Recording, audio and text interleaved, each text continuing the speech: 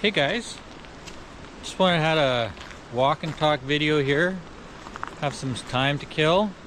I want to talk about the John Deere class action lawsuit that was settled this week on right to repair, and some of my thoughts and comments on that.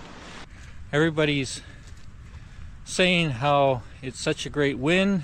It's a big win, $99 million win, but in a lot of ways I find it a bit flat. Considering that this court case, this class action lawsuit, came about in 2018, 8 years ago, and that's not counting the probably 10 years of John Deere's actions that led up to the court case. It probably was closer to 15 years or 20 years, but let's assume 10 years. So looking at 99 million over 10 years, 18 years, that's kind of pittance, considering that in 2018 John Deere had profited 2.4 billion, and it increased to their peak profits in 2023 of just shy of 10 billion. So 9 million a year for 10 years against a profit of $1 to $10 billion. Let's say an average of hello. Let's say an average of 4 billion a year. That's the first item. The second item is the impact to the farmers and the impacts to the innovation that they suppressed for so many years. Imagine having to pay $600,000 plus on a piece of equipment that isn't available at planting time or harvest time, where it's key that you get the crops in the ground or off the fields at a certain period of time, or it destroys your whole profits for that year.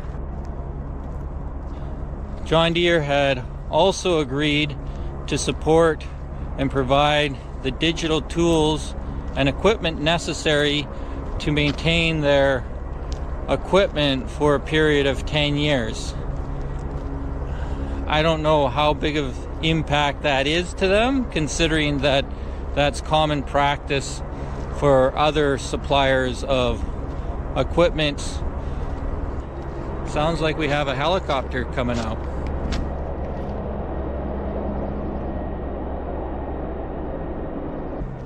Hard to see it today with the low cloud cover. We got kind of a inversion happening, springtime. Got fog happening here in the old growth forest.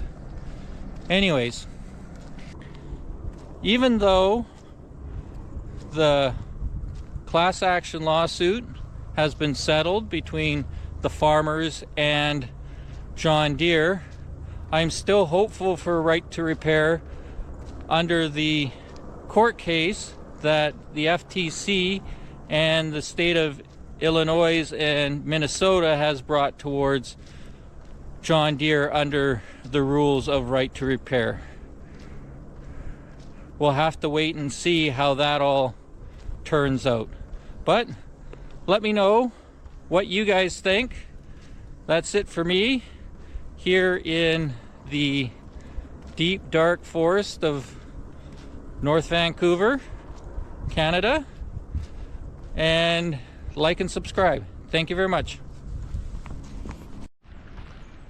Let's have a little stop at a viewpoint here, and I'll show you guys what it looks like.